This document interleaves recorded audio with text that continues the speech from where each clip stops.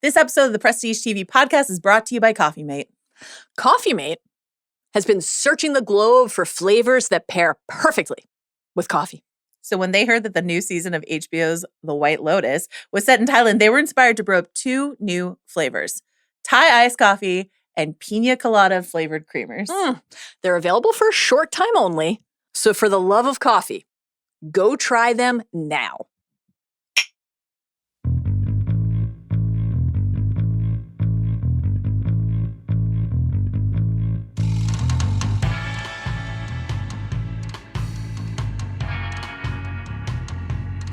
Hello, welcome back to the Prestige TV podcast feed. I'm Joanna Robinson.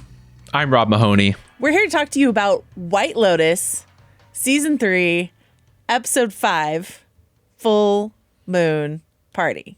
Right? Is that right? That's accurate. Okay. Many things happened at said full moon party and around it. Yeah. There's a lot to get into. There's a lot to get into. I just want to let you know that there's a lot to get into on television these days. And so I just want to let folks know. A seamless transition, right, Rob? I just want to let people know. Right into the depths of our personal despair, because that is the natural transition point. I want to let people know what's going on the Prestige feed right now. Obviously, as we've mentioned many weeks in a row now, we're double dipping on White Lotus. So there's Sunday night, Bill, Mal, and Joanna. You can't skip past this. There's new information on here. Sunday, Bill, Mal, and Joanna, instant reaction to White Lotus. Yes. Later in the week, Rob, Joanna, this podcast, the deep dive into White Lotus. Yeah, they know about that one. They're currently listening to it. The one you currently listen to. Adolescence emergency pod drop for a 4-episode Netflix series. Adolescent dropped over the weekend, and Rob and I dropped an episode about that yesterday. If you're listening to this on Wednesday, we dropped it on Tuesday. It's in the feed. You can listen to that. Also this week, Rob, today, if you're listening to this Wednesday morning, fresh as it drops into your feed, as you should, in a few hours, in a few scant hours, Rob and I will be doing a live Q&A, sort of like lunchtime Severance pre-finale extravaganza, where you can find us on Ringer TV on Spotify. Let me do that again. You can find us on Ringer TV on YouTube, and that is where we will be taking your questions and, just talking about what we think is gonna come in the finale for Severance, or how we think the season is going, and all of that. Rob, anything you want to say about the live mailbag Q&A thing? I would say just that there's still time to get your questions and theories into us. Correct. In advance of that Q&A. Of course, you can stop by, drop them in the chat. You can also email us at prestigetv@spotify.com, or for Severance specifically, pineapplebobbing@gmail.com. And of course, as we know, for White Lotus specifically, monkeyshootout@gmail.com. Is that enough cross-traffic email? Like, am I creating a jam here, Joe? Well, I mean, we've not created a special email for adolescents. We've spared the people that, so that's a one-off pod. I simply will not, given the subject matter of that show. Correct. And also, so then our Severance finale coverage, the Rob and Joanna Severance finale pod is dropping Thursday night. If all goes according to plan, some of us, including me, will be covering the studio in this feed. And then we'll have, some Severance wrap up next week as well. So yes. I don't know if that was as coherent as it might have been, but there's a lot going on. And I don't know. Here's what I think you should do. Subscribe to the pod and just click on every single episode and listen to all of them. Why not do that? Right? That's a great idea. Okay. This is not the week for coherence, Joe. This is the week to take some party drugs, yes, to get out there under the full moon and to live our best life. And just party out. Okay, Rob, I have already had a chance to tell people what I think about this episode with Bill and Mal on Sunday. What did you, Rob Mahoney, think of episode 5 of White Lotus? I think it has the individual highlight of the entire season so far. And I have kind of mixed feelings about where that highlight is coming from relative to the rest of the story. It feels a little bit wrong that I know more about Sam Rockwell's character from 5 minutes than basically any other character in the field of play through 5 episodes. And so I don't know how to process all that, because I will take a big, juicy Sam Rockwell monologue wherever and whenever I can get it. But I am starting to feel a little bit of a lull, and I find myself wanting other characters throughout this cast to get similarly emotive moments. I want them to have their big, juicy monologues. So who in this episode could have, used that screen time for their own juicy monologue? I think we are destined toward one of the fancies, maybe Lori specifically, entering into monologue territory. I'm going to say the partiers are not quite in the right state of mind to be overly verbose at this point in time, but one could be coming from at least one of the two brothers who may or may not have made out on a yacht throughout this episode. So I think there's candidates. Why are you saying may or may not as if you're like building a legal case against them? Allegedly, we saw we saw them make out, right? They did. We saw do them that. Kiss aggressively. Okay. Would you describe that as a makeout? Oh yeah. Okay, fine. Shared a smooch. Definitely. I mean, smooch is the initial approach, and then the circle back for definitely a more aggressive play. I don't know if it crossed the line into makeout. I don't know what tongues may or may not have been involved. The duration, I think there's like a very strict legal definition of makeout, and this did not quite meet the criteria. Right. Well, definitely not. It definitely doesn't rise to hookup. There's no doubt. Okay. At least not from what we've seen. Like, I think that's what's most worrying about all the yacht encounters. That night is still ongoing. We have no idea what's about to transpire as we bleed into episode 6. We have maybe it's a flash forward and we never actually see it, but we see the aftermath of it. Many, many horrible things could happen involving brothers. And I continue to be incredibly concerned about the entire family dynamic, brothers included. Yeah. Okay. I have a good question for you about a scene that Mallory and I both flagged and we weren't sure we really understood. And I'm curious for your take on it. As the brothers are partying, there's like a quick but lingering flash to Piper back home. Yes. Piper back in the room. All right. And, we've got the fancies are out partying and then bringing the party back to their villa. We've got the full moon boat partiers, and then we've got Piper, Belinda, a few other people are like having their own sort of moments and experiences back inside of the safe walls of the White Lotus. What's your interpretation of that flash to Piper? What do you think the show's trying to say with that? I mean, it felt foreboding. Did it? I thought so a little bit, but I mean, it could be as simple as a contrast piece, right? Mm-hmm. Of the life that Piper is choosing for herself or believes she's choosing for herself, juxtaposed against here's what her brothers are up to. Here's what the other hotel guests are getting up to, right? Like she is cloistering herself in a way that is preventing her from living a normal 20-something life. And I know we've talked about it before, Joe, but I am definitely still of the opinion that she is going to circle back to that life by the end of the series. Normal. I mean, by what definition of normal? So this is what I wanted to come back to because I was listening to the official pod, which is co-hosted by Gia Tolentino, who is like a brilliant writer, journalist, wonderful person, also much more of a party girl than I've ever been. So like her take on things was like, the boys are out there living the thing that Piper is sort of studying to achieve. That the boys are achieving by going out, leaving the walls of the White Lotus, pursuing pleasure, pursuing joy. Whereas Piper's like, I need to study for a year to figure out what it is I want or I need or I care about. Yes. And as the like lifelong Kate in her PJs at the pool party or Piper doesn't go on the drug orgy boat myself, I was like, is it? But I mean, I don't know. What do you think of that interpretation? I kind of like it in the sense that like a chemically altered kind of like self-actualization. Like I would pay money to worry as little as Saxon worries in life, to navigate life that way. Yeah. Seems very freeing, seems very liberating. And so I agree in the sense of there is a big philosophical clash between Lachlan and Saxon at the heart of this episode, as far as like the using people versus like what is the purpose of a life and kind of how it fits into the grand scheme of the universe. And I actually think Sam Rockwell's big monologue is almost sort of a refutation into that debate, and we can get to that later. But Piper is in so many ways, like to circle this conversation, she's still finding where she even fits into all that and what she believes and what she can even reasonably achieve with not just the means that she has, which we know are significant given her family, but is she actually going to invest spiritually in this quest that she has set out to invest in? She's invested intellectually, but is she going to be able to sort of put the rest of her inside of it? Yeah. Okay. You mentioned to me that you wanted to talk about something that I raised with Bill and Mal about the not yet a makeout, definitely more than a smooch moment between Lockie and Saxon. This idea that Mike White has, it was an interview he gave. I mean, I think he said it a few different times, but the one that I sort of sourced was from last season.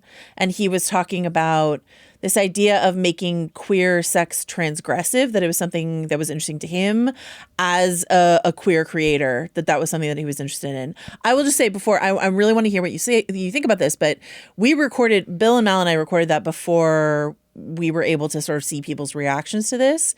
And I have seen some reactions of like, can we just have like a straightforward queer relationship in a White Lotus season, or at least male queer relationship, because there's definitely some stuff going on in season 2 for the ladies. Anyway, so what do you want to say about this? I would say that none of the relationships in White Lotus are very straightforward, and that's what I love about this show. And we're at a point in media right now overall where, for very well-meaning purposes, I think a lot of the queer love we see on screen is very sweet. Right. Like that is the overall gesture, I would say, of the direction that in terms of portraying those relationships, there's a very sanitized version of a queer relationship that we see a lot in kind of a rom-com sort of setting. I think that is wonderful, and I'm glad it exists. I also want some stuff that feels weird. I also want kind of the full complexion of sexual experience for these characters. Like, I think about a series like Looking, which was on HBO about a decade ago, and I love Looking, and I don't know that it would exist if it were kind of brought to market today. I think some elements of that show, which are not radical but are messy in the way their relationships are messy, would be kind of it didn't even thrive the way it should have when it originally aired. Very true. I remember my colleague at the time at Vanity Fair, Richard Lawson, wrote this great piece about how like we let Looking down by not like engaging with it the way that he really wanted people to. So yeah, I thought that was interesting. I just want these characters to, I want something more than your red, white, and royal blues and your heart stoppers. And I feel like that's overall the kind of momentum of what queer love looks on screen in a lot of cases right now. Your Love Simons, which again are great. I also want stilted and messy, because queer sex is sex, and that sex is a power dynamic. That sex is an exchange between two people who are constantly jostling for something. And I think in some cases it should be provocative. I think you mean it's a poetic act. I believe it is also a poetic act of Sam Rockwell. I think this is a good segue into an email we got from a listener about Hunger, the book that Lockie was reading last week that we brushed against on the pod last week. But one of our listeners, Lee, wrote in to say one of the core aspects of Hunger is this figure of the wanderer, someone who is adrift and in many ways simply responding to immediate events without having a clear sense of direction. In one of Sam Nivola's interviews, if I recall correctly, he characterizes Lachlan as adrift and directionless. And this book choice seems to emphasize that. As for the, quote, darkness within in Hampson's novel, this is more kind of insanity rather than any kind of evil. However, I'm on Incest Watch 2025, so I'm super interested in the character's tendency to misunderstand human connection as romantic. He becomes obsessed in the book. He becomes obsessed with a woman who doesn't know who he is at one point. He routinely puts people off with his intensity. Maybe this is also meant to be saying something about Saxon. Interestingly, the main character in Hunger boards a boat at the end of the book, heading away from what he knows into an uncertain future. So maybe Lachlan could, quote, get away in a similar way to Quinn in season 1. I'm not too sure about this, especially given people's tendencies to stay put in White Lotus. I'll be looking out for that as well. So what is your interpretation? Sam Nivola has been giving some interviews sort of about like where he thinks Lachlan's head is inside of this exchange. But I found his performance really interesting, and I think to me it read, with the lighting, the hellish lighting and all this sort of stuff like this, but it read as somewhat sinister. How did that performance read to you?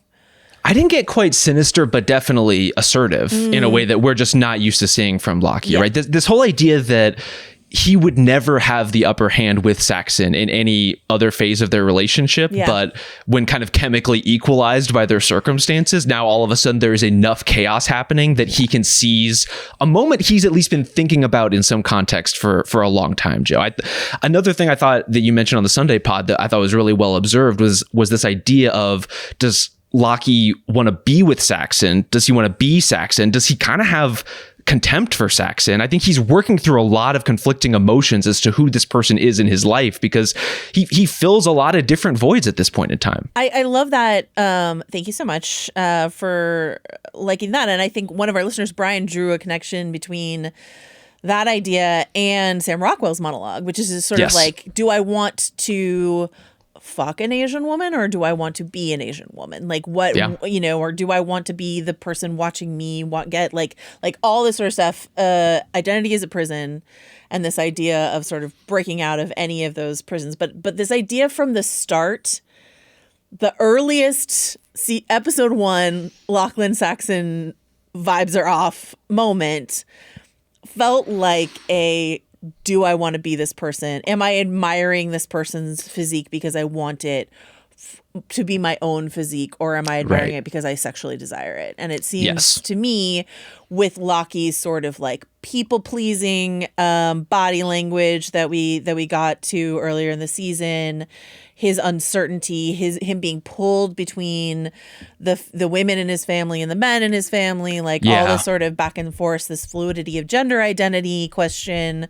I think all of that is really in play and interesting inside of a culture that, at least from like a tourist POV of Thailand, is a place for sexual exploration and gender exploration, sort of things. And again, there's so much like juxtaposing of masculine, feminine in all of these episodes, but I would say especially in this one. And it's not just the Sam Rockwell monologue. I would even say everything that's going on with the fancies, which is very much I don't know do you have a preferred alternative to bros before hoes, Joe? Like, what is the counterpoint? I've heard the chicks before dicks. I've heard sisters before misters. Do you have a preference of this specific line of thinking? Yeah, I mean, I think chicks before dicks is pretty good. I wish I had like a rhyming one ready that rhymes with like fancies, or Mallory started calling him the Cougs. Fancies before Mancies? Fancies before Mancies. But the idea of going on a girls' trip and undermining one of your friends and scooping out basically a guy from practically underneath her is underhanded, not just in a very Jacqueline way, but in a very masculine, feminine, like adversarial kind of way. Well, I think it's interesting. We also got an email from our listener Matt about the question, the subject line of the email is so evocative, which is like, who are the sharks? Meaning, like, in these tapestries that we see in the opening credits, like, we see all these predators. And so this question of like Saxon as a predator when we see him in the pool at the beginning of the season versus prey, don't take advantage of me, is what he says as he like takes these drugs and stuff like this. Jacqueline is as clearly a predator, but like, how will that predator, are we underestimating what kind of predator Laurie could be? Yeah. We get a section in this episode where Laurie is talking to Valentine and Alexei in the pool, and she's talking about what a hot shit lawyer she is, and like, what a big deal she is. And there's a moment in that makes me so sad, because Carrie Coon was talking about this on the official podcast, this idea of like the storyline of the fancies is like these women who have all made choices, and it's the perfect way for you to second guess your choices is to hang out with a woman who is in your demographic, came from exactly where you came from. You have known your whole life. She made one choice, you made another. Laurie as someone who is disappointed in where her life has turned out, according to Carrie Coon, which bums me out because I was hoping that Laurie felt like she was doing fine, but I guess she doesn't. And so you thought by the bottle of Chard a day, she thought she was doing fine. I'm just rooting for you always, Laurie. Any Carrie Coon character, I'm rooting for you. But like that Valentine and Alexei were like laughing about her paying alimony, and she's like, ha ha. And I was just like, fuck them, and like, I just want Laurie to be fully in her power.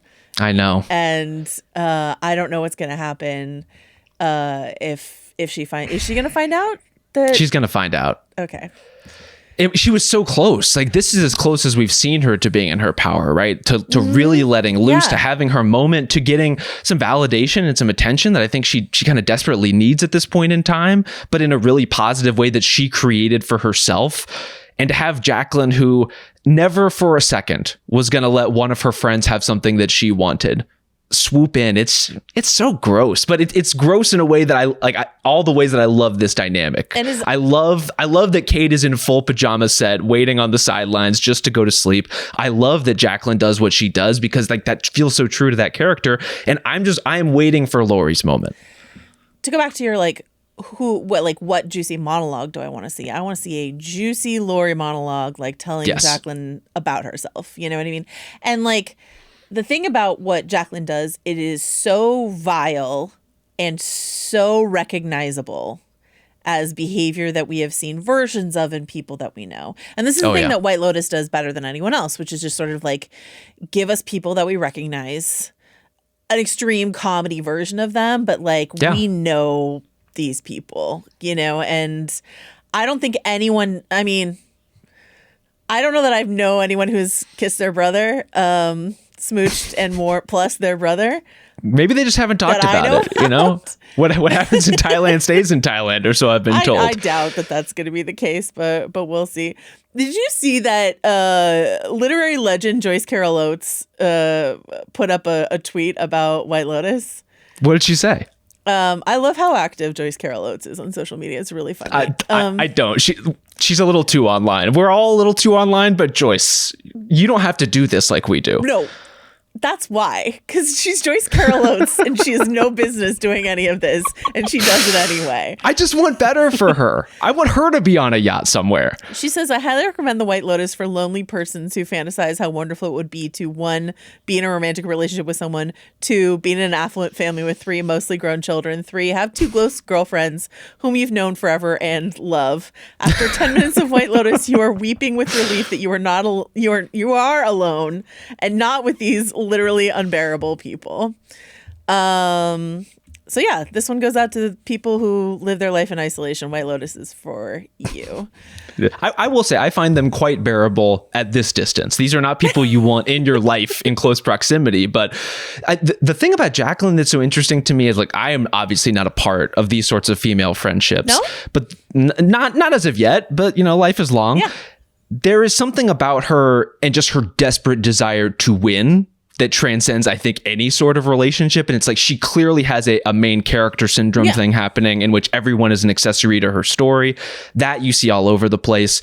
But how competitive she is, you know, even with just like making eyes at these like younger Russian ladies across the room. And it's like, I have to beat them, not just my friends, not just everyone back home, not just everyone who might be vying for my husband's attention and affections. I have to beat these ladies too. I am constantly in battle. I love the contrast between the way she's dancing and the way that Laurie's dancing. Let's leave Kate aside for a moment and say that like the way that Jacqueline is just, it's a performance. Yes. For as her. Is everything she's done the entire series, basically. And Laurie is performing, but then there are also just moments where Laurie is just like wilding out for herself. Yeah. You know? She's like 2 Shia LaBeoufs beyond just being able to perform. Like she's in a zone.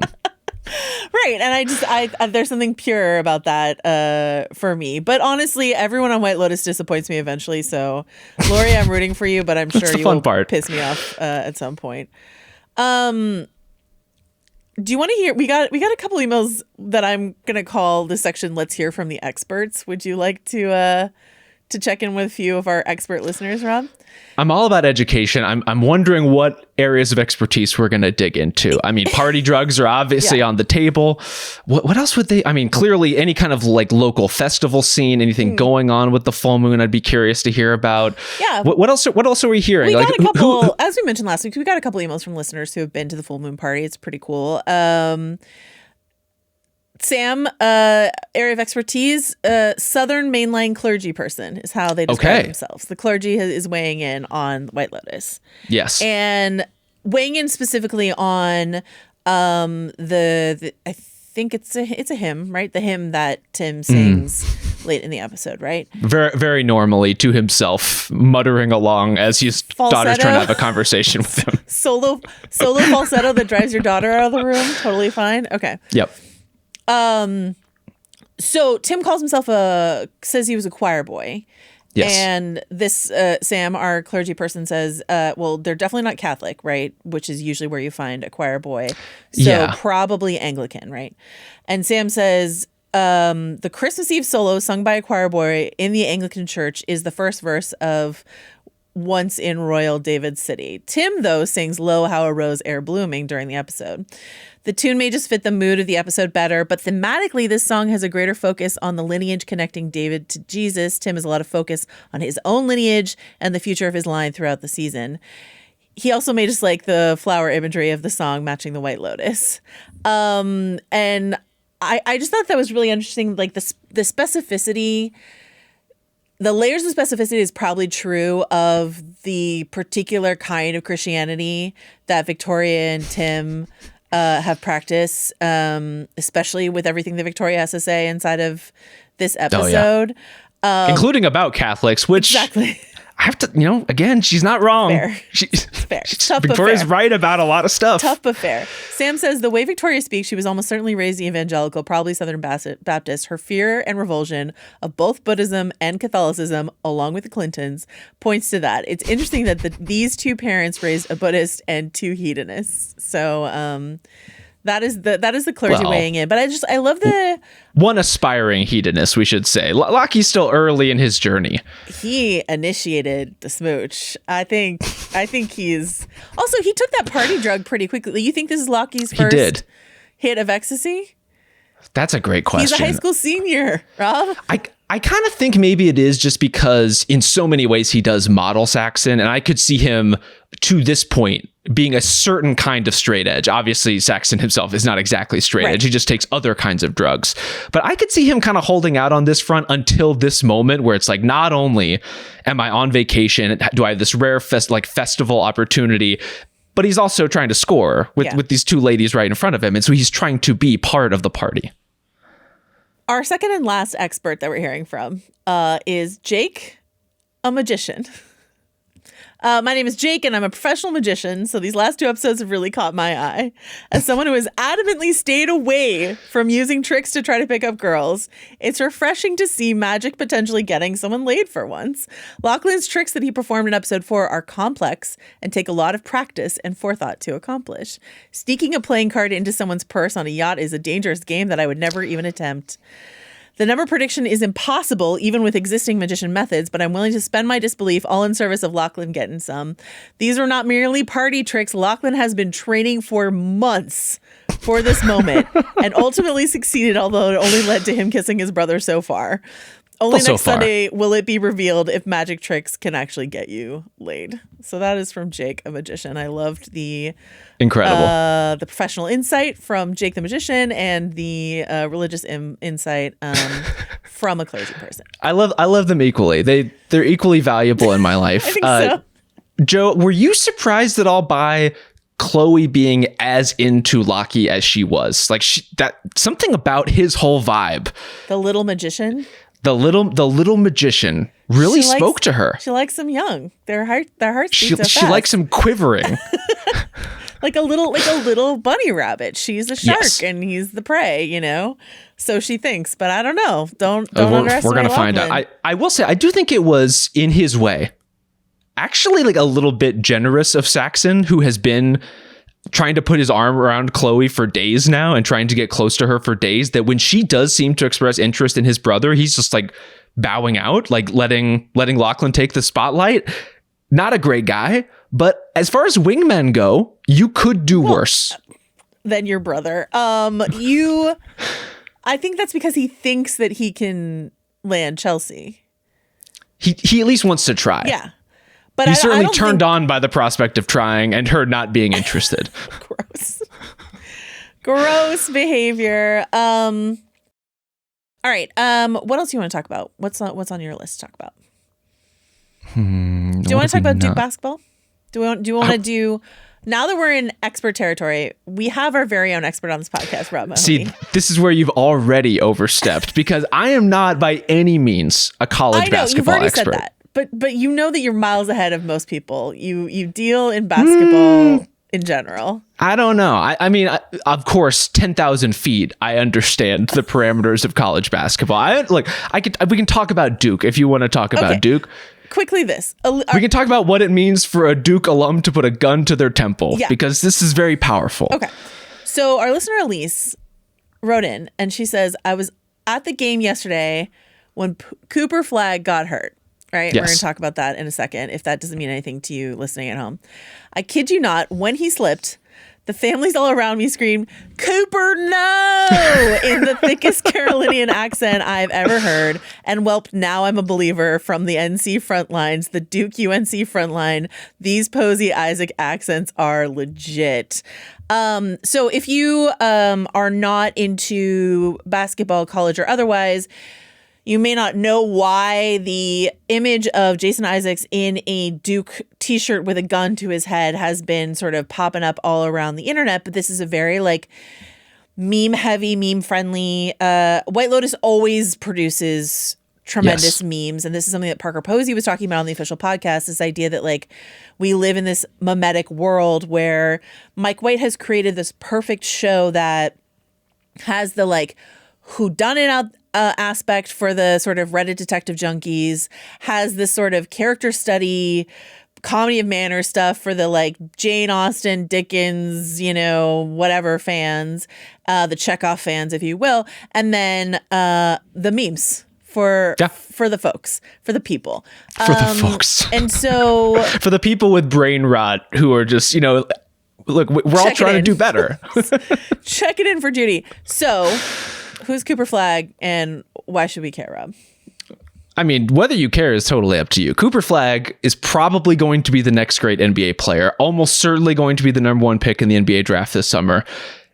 He had a pretty gnarly ankle injury recently. And I will say, I assume since this email was sent, actually seems to be on the mend quite quickly and probably will be participating very soon in the NCAA tournament.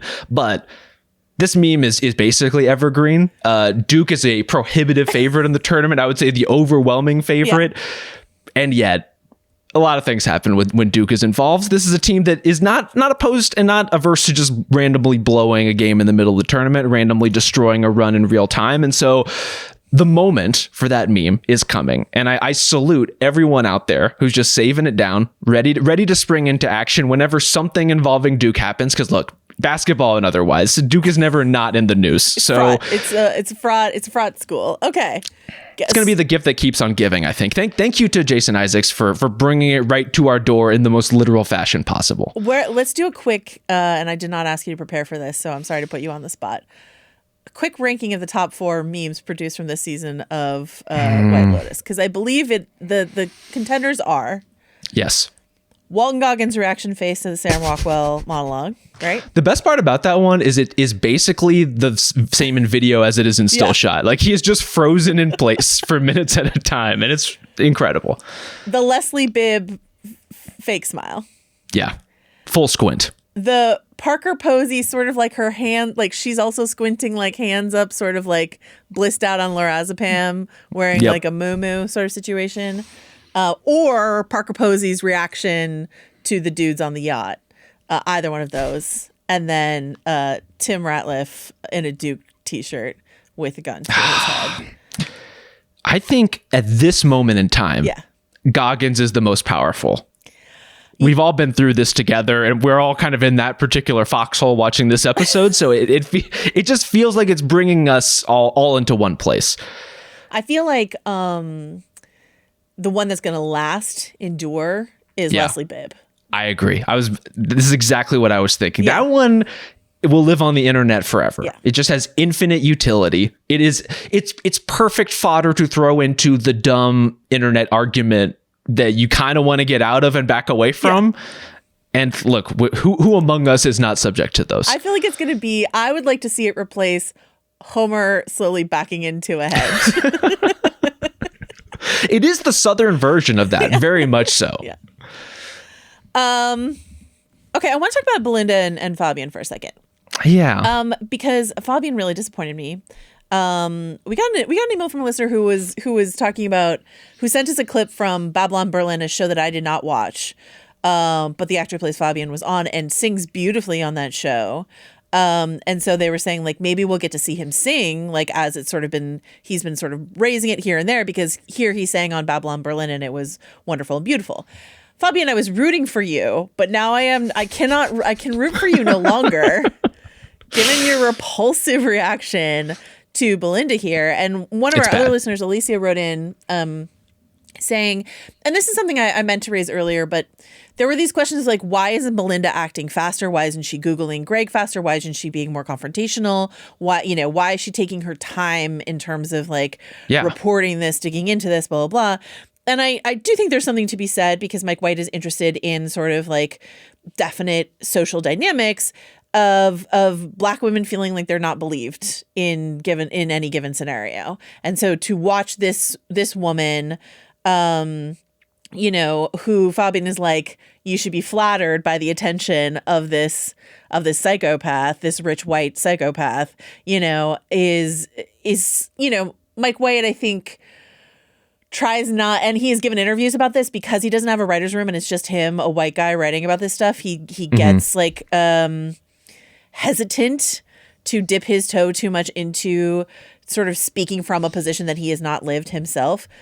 A way to solve that, Mike White, is to have a writer's room. I believe strongly in writer's rooms, but that's okay. You do you. But what do you think of the Belinda Fabian interaction? How are you feeling about that? I mean, it strikes me as just a very, again, recognizable version of feckless compliance. This sort of like, don't ask questions, don't overstep. It's taking customer service, and what is White Lotus if not on some level a show about the customers, like the service industry, right, and taking it to these ridiculous, luxurious extremes where the first rule is not do no harm. It is do not disturb the guests under any possible circumstances. Yeah. And so I think we need to open up the conversation. Guy Talk's been getting a lot of grief about being bad at his job, and he is quite bad at his job. Fabian is also aggressively bad at his job, though. Okay, yeah. Guy Talk continues to be not great at his job. Terrible. But Fabian, he doesn't even know the owner of the hotel's name, like how to pronounce it correctly. Citala. Okay, listen. Who's getting Employee of the Month, and why is it Pam? Why is it definitely Pam? Pam seems to really get it. She understands how to back slowly out of a room. She understands how to gather the phones, but also, make herself scarce. Valentine and Pornchai seem to be like, having, I don't know if we could say that Pornchai is having sex on the job. Valentine definitely is having sex on the job. Pornchai is just like fraternizing with a fellow staff member, which I don't know if that's frowned upon in this establishment, Look, no judgments there. I think Mook is also doing a great job. There are people at the White Lotus who are like, okay, you understand your role in this entire dynamic. Yeah. Ponchai is like an interesting part of that. I don't know because ultimately he's not just a colleague, but he's kind of responsible for Belinda, kind of showing her around. And look, he's showing her around, Rob. He certainly is. Yeah. I'm happy for both of those kids. Me too. I'm glad they finally figured it out. I'm glad Belinda ultimately has something to do that is not just worry and be antsy about Greg. I think this plot thread has been so slow moving because half of it has been Belinda by herself worrying that no one is going to believe her. Part of it is her trying to explain the situation first to Ponchai, who's just kind of like listening, just kind of tuned in and listening, but makes no gesture whatsoever as to what she should do or whether he even like fully understands the gravity of the situation. And then of course, Fabian like shooting her down for absolutely no reason other than he just doesn't want to be bothered and doesn't want to bother the guests. Fabian, I'm just like enormously disappointed in you. We've been talking all season about this idea of like, and White Lotus does this all the time, this idea of like doubling, in the case of the fancies, tripling these mirrors through which you can sort of better understand characters. Something that I thought it was really interesting that one of our listeners, Jefferson, wrote in about was the unexpected, but probably we should have expected it, Tim and Rick parallels. When we meet them in episode 1 on the boat, they're fighting over like having a cigarette on the deck of the boat. And it's like, these two couldn't be more different. He's a family man and he's a potential con man, like all this sort of stuff like that. But can we wind back to that fight for a second? Because I gotta say, I think I'm Team Rick. Yeah, they're outside. Fair game. Yeah. You, as the person who doesn't want to be in the smoke line, are also free to move. You and your family can move to the front of the boat. In some cases, I would say the front of the boat is an even better seat. So what are you doing back here? The fact that Rick and that Tim inside of this episode, we heard about it a bit when he was on the boat and talking about his lineage, the governor of North Carolina, and like all that sort of stuff like that, right? But like inside of this episode, we get this pressure You're asking for juicy monologues from some of our main characters. I would say I wouldn't call this like a monologue, but like a juicy moment from Tim Ratliff talking about the pressure that's been on him his whole life and talking about the shadow of his father over him. And of course, Rick has been talking about the shadow of his father over him. And our listener pointed out that Rick's got a gun and Tim's got a gun. These are the only two characters. Sorry, Guy Talk. These are the only two characters right now on the show who have guns. And two daddy's boys with guns. Yeah. What could possibly go wrong? It's justified time, I think. Not daddy. Anyway, so what do you think of them as mirrors? Is that interesting to you? I mean, I've been waiting for it all season for them to be in close proximity again since that kind of first episode argument. Yeah. And they've really just had those sorts of moments, right? I think Rick kind of passed by him when on the boat. Well, that's on the boat when Tim was out making one of his panicked, like harried phone calls, passed by him and made some little quip, but they need to be in the same space for an extended period of time. And I'll say, if I have kind of a general disappointment in where we are 5 episodes deep into the season of White Lotus, there just isn't as much cross-contamination as I would want, other than the people who are currently on the yacht. Do you right? know Like who I really want to have talk to each other? Sorry. Who's that? No, please. I think Chelsea, for all of her like annoyance with Saxon, whatever, I want Piper and Chelsea to have a conversation. I think Piper would have a much better holiday and Chelsea would be less annoyed by the absence of Rick. I feel like they would be good for each other, Piper and Chelsea. I'm rooting for it.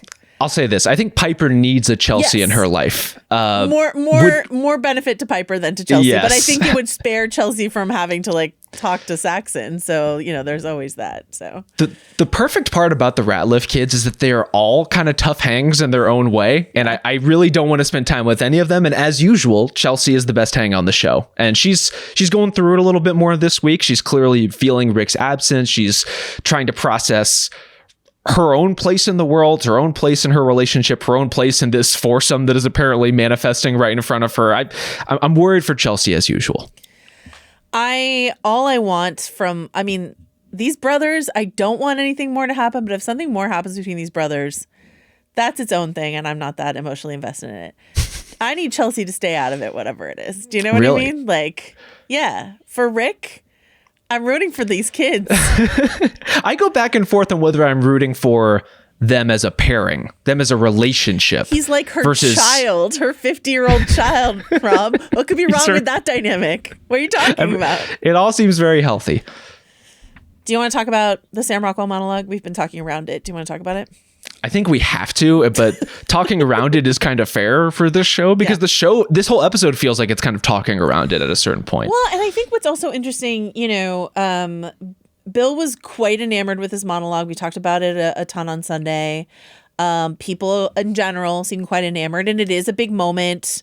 Yes. We did the sort of like Oscar guest star guessing game, and then after we recorded that episode, you did go home and watch the screener, and you were like, Sam Rockwell. Didn't see it coming. So I'm so mad I didn't know the Leslie Bibb connection, or else the writing is on the wall, right? It all makes sense as to how he would end up on the sidelines in Thailand, and they would just tap him in for a great scene. Pour one out for your idea of Eddie Redmayne at the Full Moon Festival, though. I thought that was an incredible idea.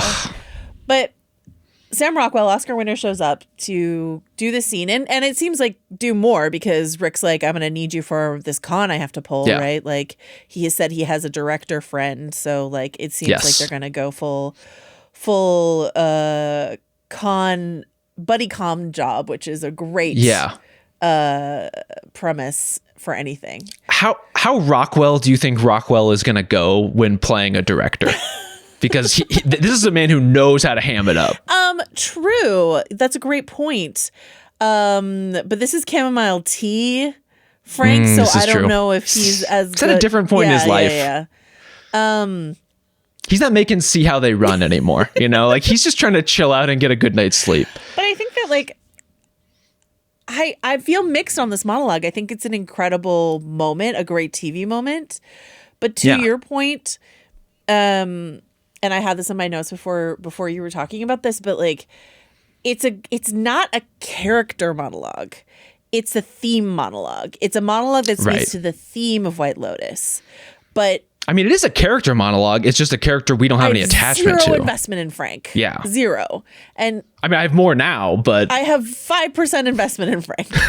But like, you know, it's when I think about great TV monologues, and this is something we want to talk about in a second, which is like Rob and I have tried to limit ourselves to a few, but we've rounded up like what are the best TV monologues of all time? Does this rank, you know, all that sort of stuff like that.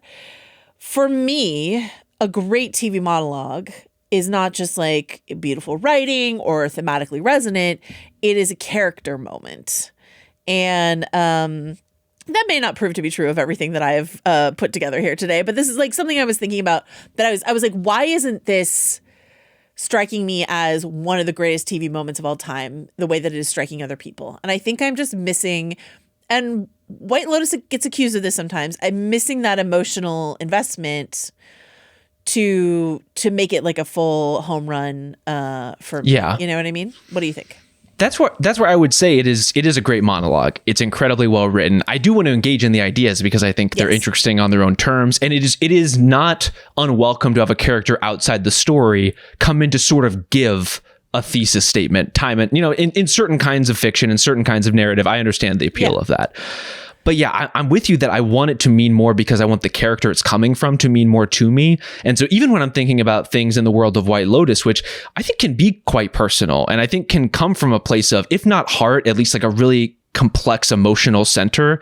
To me, the gold standard for like a White Lotus monologue is more like some of what we get from Daphne in season 2 in terms of like her big speech about having the trainer and like finding a fulfillment in life. And it's like, a great White Lotus monologue to me is both very like penetrative, but also still mysterious and muddled in the way that the show is often mysterious and muddled. And so this is some of those things, but it can't be actually penetrative because we don't care about the character it's coming from other than we care about Sam Rockwell. And so what are we to do with all of these ideas, but no bucket to put it in that makes any sense to us? And there's not even, because, he's giving the monologue to Rick, a character I am emotionally invested in. Yes. But Rick's response is like memeable and comic, but I don't know what this revelation, if this is shifting anything inside of Rick, the way that some of his sessions with Amrita back at the White Lotus certainly was shifting something inside of him. Those were big sort of emotional tectonic plates moving around inside of Rick. Yes. Whereas this was more like amused wonderment and vague support. You know what I mean? Is sort of what it seemed like.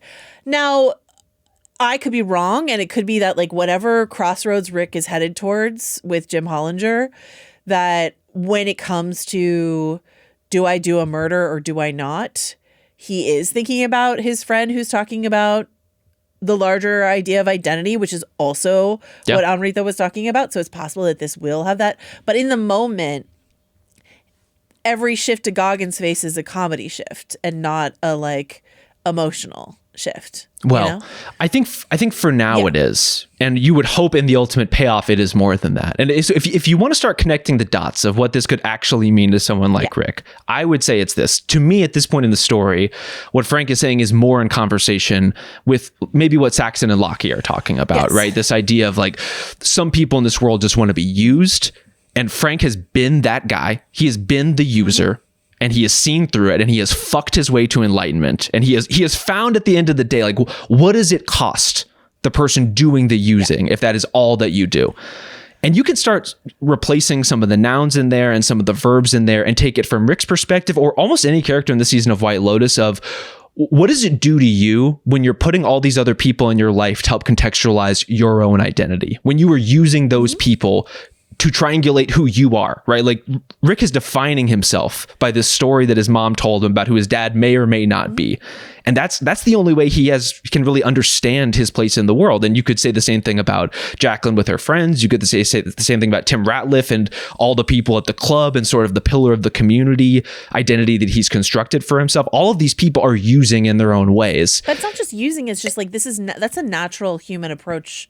So I would say, especially in a, let's say, like the fish tank that is White Lotus, when you go on vacation to a place like this, and which is all about status and displaying a front of some kind. You are constantly evaluating yourself against the people you're traveling with or the other guests who are chowing down on dragon fruit at the next table. You know what I mean? So like, well, have you seen the price of dragon fruit? It's ridiculous. Is it anything near eggs? Did you see that? So our pal Mallory Rubin sent us a text last night. I don't know what his time. About the price of hard-boiled eggs at Erewhon. Well, specifically and in very Mallory style, it seemed like DoorDashing or Uber Eatsing herself some hard-boiled eggs from Erewhon. I think she was ordering something. She was DoorDashing something else from Erewhon. Yes. She was like, get a load of these hard-boiled eggs from Erewhon. Did you know that? Did you see that Jacqueline was carrying an Erewhon tote bag in a previous episode? It all comes back together. Does not surprise me one bit. It's using people, but it's also just like a status. It's like, how do I understand myself if not in contrast to someone else? How do I, Lachlan, understand myself if not in contrast to my stronger, taller, older brother or my more intellectually engaged older sister? Right. But isn't this what Frank's doing at the end of the day too? It's like, am I the middle-aged white guy or am I the Asian woman that I'm trying to have sex with? Like, where am I? Where do I end and this other person begin? And who's to say we aren't each other? And isn't the enlightened space not putting that label on yourself or that box around yourself? Identity is a prison, rich man, poor man sort of thing inside of the show. I think Rick comparing himself to Chelsea, like the way in which Rick comparing himself to a snake trapped in a cage, and certainly Rick comparing himself to this like fairy tale of a do-gooder father, and what will it mean when that. If most of your identity is constructed around or in comparison to or in the shadow of something that winds up to not be true, you know, what does that do to you, for you? Does it liberate you or does it, damn you? I don't know. Joe, I don't think it's going to liberate him, unfortunately. He's a snake. Just let him out of the cage. It'll be fine. But even the snakes are just part of the snake show. We're all in the snake show together, Rob. All right. Did you want to hit me with some of your favorite TV monologues? So it was a very easy prompt. You and I had just find the greatest TV monologues of all time. And I gave you like a couple hours notice. Yeah. I think you and I had like separate but equal meltdowns around this because like I thought this would be a fun breezy idea, and then you and I both got stuck in there's too many options. What do you want to start with? I have a very normal 10-item list. I have an 11-item for your prompt. How about this? I'm going to try to start with things that I think you might also have. I think you might also have Nora Durst in the season 3 finale of The Leftovers explaining her journey to the other side. My assumption is that you would have Nora Durst in this is the game I played with Mallory on House of So you Art. have Kevin? I did Kevin from the finale. You have Kevin? Yeah. Oh, Kevin. I did Kevin talking about like that's how I found you, Nora. I refuse to believe you were gone. That always gets me. I'm always crying at that point in the finale. All right, what else might you have? Do you have Jaime Lannister on how he became the Kingslayer in Game of Thrones? Obviously. Obviously. I didn't know if you'd go Tyrion. Like, there's a lot of Game of Thrones to choose from, just like there's a lot of Leftovers to choose from. But Jaime Lannister in the episode Kissed by Fire in the bathtub with Brienne talking about Burn Them All is, of course, Jamie. Yes. My name is Jamie. Of course, my Game of Thrones one. Do you have, this is like a game of Go Fish. Do you, Rob Mahoney, have Anya in the Buffy the Vampire Slayer episode, The Body, talking about death and her not understanding it? I considered it. I don't consider it to be a true monologue so much as an outburst.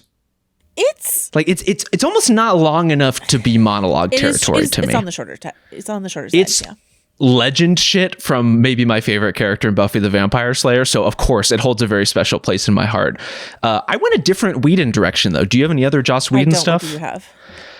This one I don't think would make many other lists, but is very important to me, which is in the Angel episode Epiphany. Yeah. Angel has this big understanding of like identifying your place in the universe based on these like big omens and like prophecy and understanding that. And he has this big speech about how if nothing we do matters, like capital M matters in an omen prophecy sense, that all that matters is what we do. And it kind of puts a very grand, like demons and vampires level show into a very boots on the ground. Like, how do we help literally a single person this week kind of show in a way that I appreciate. Welcome to the list, David Boreanaz. I didn't expect to find you here, and yet here you are. You know? Rob, we haven't talked about this show, but do you have anything from the Star Wars show Andor? You know, I don't, but that's just an oversight on my part. I'm guessing, do you have the Fiona Shaw hologram speech? That one's incredible. There's also the Andy Serkis speech, One Way Out, but I've got Stellan Skarsgård's speech, Luthen Rawl. I think about this living in the shadows, etc., etc. What is my sacrifice? I'm condemned to use the tools of my enemy to defeat them. I burn my decency for someone else's future. I burn my life to make a sunrise that I know I'll never see. And the ego that started this fight will never have a mirror or an audience or the light of gratitude. So what do I sacrifice? Everything. That is one of the best things I've ever seen on television. Andor. Outstanding. What do you got? We're about to get more Andor. I'm so excited about it. I'm going to go for more low-hanging fruit. How about Breaking Bad, I Am the One Who Knocks? It was on my long list, but I was hoping you would have it, so I don't have it. Again, just checking them off. How about Mad Men nostalgia? Obviously. Obviously. This is one I have like an art print of this full text in addition to like a mock-up. I mean, it's a beautiful speech. Nostalgia and the pain of an old wound. Did you have it like on your dorm wall? Like, how long have you had it? This has been it's not quite dorm wall, but like first apartment past dorm wall. What's the most embarrassing, in retrospect, poster or like the most prototypically college poster you had up when you were in college? Did I have the photo still shot of Muhammad Ali? Maybe I'm trying to remember. There definitely was something purchased from like the campus poster store, but I will say I did bring a lot of my own stuff. I did bring a lot. I happened upon like a great vintage poster store here in Dallas that has since shut down, and brought a lot of stuff with me that was more like The Departed, Kill Bill, I like Tarantino for sure at that point in time. I think maybe some Old Boy in there. So it's definitely college zoned, but not quite campus poster store. I had the Train Spotting Choose Life monologue art print. Gotta do it. Come on. I'm just saying that's my most basic bitch. This device isn't a spaceship, it's a time machine. It goes backwards and forwards. The carousel speech from Mad Men. Perfect television. Another great one as character, right? Like this speech being a personal revelation for Don Draper as he is delivering it is what makes it so good. He cries at the end of the speech. He's showing photos of, and what I love about watching that pitch, spoilers for Mad Men, but he's like showing photos of his family, of Betty. And even when we watch that, we're like, it's not as pretty as this picture. No.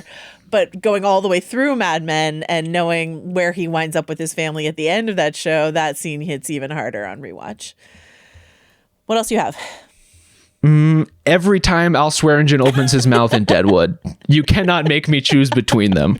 Many times he's just like talking at someone, often like a sex worker who may or may not be servicing him as he gives one of these monologues. So legend shit across Deadwood, but especially from Al Swearingen. On the legend shit beat, I will submit to the jury Chuck's courtroom meltdown from Better Call Saul, where he says, chicanery. He defecated through a sunroof and I saved him. What a sick joke. I have to say, I love Better Call Saul. I think it's wonderful television. Chuck McGill, incredible stuff from him in that. But what I love about, speaking of like the meme culture that we live in, if you go on any Reddit TV board, someone at some point will either say chicanery or what a sick joke. Like this monologue is like lives forever in the television Reddit subreddits. All right, what else do you have? It's a beautiful thing. I would not be me if I did not include Jed Bartlett talking with God in The West Wing. 2 cathedrals. 2 cathedrals, the real ones. No, I mean, maybe the most acclaimed and beloved episode of that show. So for good reason. Do you have any Doctor Who? I don't. Which Doctor did you go with? I went with 11. The Pandorica opens. Okay. And did you do any Friday Night Lights? It almost feels like Yeah. cheating. I think if you're gonna do one, it's the pre-championship game, like every man is going to lose at a point in his life kind of speech. A Doctor Who speech and a Coach Taylor speech, I agree, kind of feels a little bit like cheating, but here we are. What else do you have? I think if I was gonna choose a Doctor Who speech, it would be, I want to say it's David Tennant's like introduction episode where he ends up aping like half of the Lion King Yes. as he's going on his speech. Wonderful, Great wonderful, moment. wonderful Yeah. turn. BoJack Horseman. Yes. BoJack's eulogy for his mom / reckoning with generational trauma. Light and cheery stuff from the Netflix animation suite, as always. Speaking of Netflix and light and cheery, are you a Flanagan head? Have you watched any of the Mike Flanagan properties? I actually have just like not made it Yeah. to it for some reason. Midnight Mass, which I rewatch every year at Halloween, is a like monologue-topia of just deep thoughts.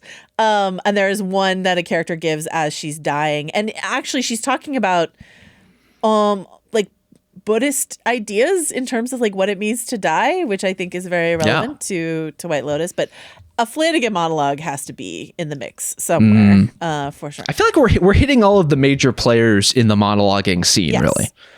I have two more. What else do you have? I have kind of two more, but they're from one series, and I mostly kind of split the baby on this one. For Fleabag, I couldn't decide between the season 1 confessional for Fleabag herself or the hot priest's wedding sermon in season 2, which I think is just beautiful. So it depends on the day. It depends on my level of dread and how much I want to engage with the optimism and hope in the universe. But either one, depending on your flavor. I went with confessional, Fleabag confessional.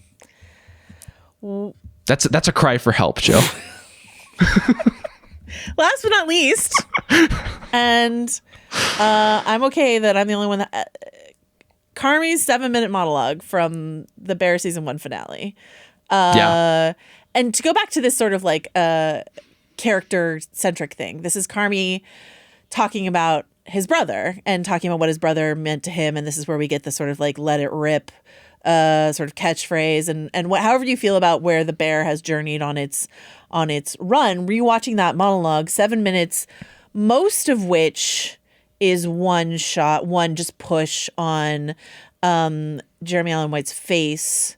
There's like one small cut to a closer shot, but it's mostly, I would say, 5 minutes of just an actor talking at the camera about his brother and what living in the shadow of his brother has meant to him and stuff like that. So like Carmi's like that, when I remember watching The Bear season 1, and there's like obviously like the Oneer episode and stuff like that, but I remember watching this monologue and being like, this is really something in terms of like the confidence to just let an actor who is not even an Oscar winner, Sam Rockwell, because Jeremy Allen White, was just lip from Shameless at the time, right? Like to let that. Well, they found their own Oscar-winning guest stars. They got figured it there, out. but That I'm just the saying. little engine that is the Bear. But they started with they were Yes. an out of nowhere show. It's and they true. started It's with true. this Carmi monologue, and I think about it all the time. So those are some of our. We had a couple hours to think about top TV monologues. It's impossible. and though. I want to sort of honorable mention our producer Justin Sales wanted to get Sopranos in there, and since Rob and I canonically, famously have not seen The Sopranos, it's a season 4 Sopranos monologue, economic downturn, time immemorial. These are the words that Justin said to me that I needed to represent for Sopranos on the pod. So there you go. I would love to hear what other people's favorite monologues are at Prestige TV at Spotify.com/monkey shootout at gmail.com. I would say especially if your favorite monologue comes before the quote unquote golden age of Prestige TV. If you have like a pre 2005 monologue that really speaks to you, I would love to know what it is. What's our oldest is West Wing is like our oldest one, right? Yeah, West Wing. I mean, the Angel one was season 2. I can't remember. That might be early 2000s. Early 2000s, yeah. All right. So we did mostly White Lotus with a little side of TV monologues throughout history that we've enjoyed. I don't know. I'll be curious to see, but I don't know that this Sam Rockwell monologue will linger with me the way that those have. But It will not. I don't know. Well, I will say this. I've just come to visit my parents. One of the first things my mother said to me was, whoever writes White Lotus needs to be arrested in regard to this specific monologue. So I think it's registering with people in different ways. Okay. All right. I do find it to be tremendously memorable. And I think I'm going to remember certainly the Goggins reaction shots. Certainly, Memorable, like, yes. if not the philosophical core of the argument, certainly the shock value of having it land in the middle of the season. And that's kind of, I will say, the downside of having it is this season has needed that sort of juice quite badly. And to get it in a way that sparks contrast with everything around it, I think does end up hurting White Lotus a little bit. Well, I mean, episode 5 coming in the middle of the season with this monologue and two brothers doing more than smooching, less than making out, is definitely a lot of people are kind of enervated by it. Like, you know, excited to see what happens next. We're revving up. I hope they are not revving up. I hope they are cooling down. Put those boys in a cold shower. Not together. Where is Kate to say time to go to bed, everyone? Rob, does your mom listen to this podcast? I hope not. Me too. But maybe. Okay. Hi, Mom. Hi, Mom, if you Shout do. out Rob's mom. Anything else you want to say about White Lotus or anything else before we go? I just was really personally hurt by the fact that we breeze our way into Bangkok. And in a version of the show, I would very much love to see just like Rick palling around town. Great. We're just like one shot down the street of all this beautiful street food, and we don't get one lingering, loving shot of some wonderful Thai street food. What are we doing here? What are we doing here, Rob? What are we doing here? I am here for my version of luxury, which is not, you know, the yoga retreat within the White Lotus. I want street meat. You know, I want food that is so natively incandescently hot that I could not possibly eat it, but I will try. That's what I want. All right. Well, that does it for us. I'm Joanna Robinson. That's Street Meat Mahoney. Is that that's not is not a something thing. that's gonna catch on? Simply not a think thing. So? And I would like to thank Justin Sales for his Sopranos input, among many other things.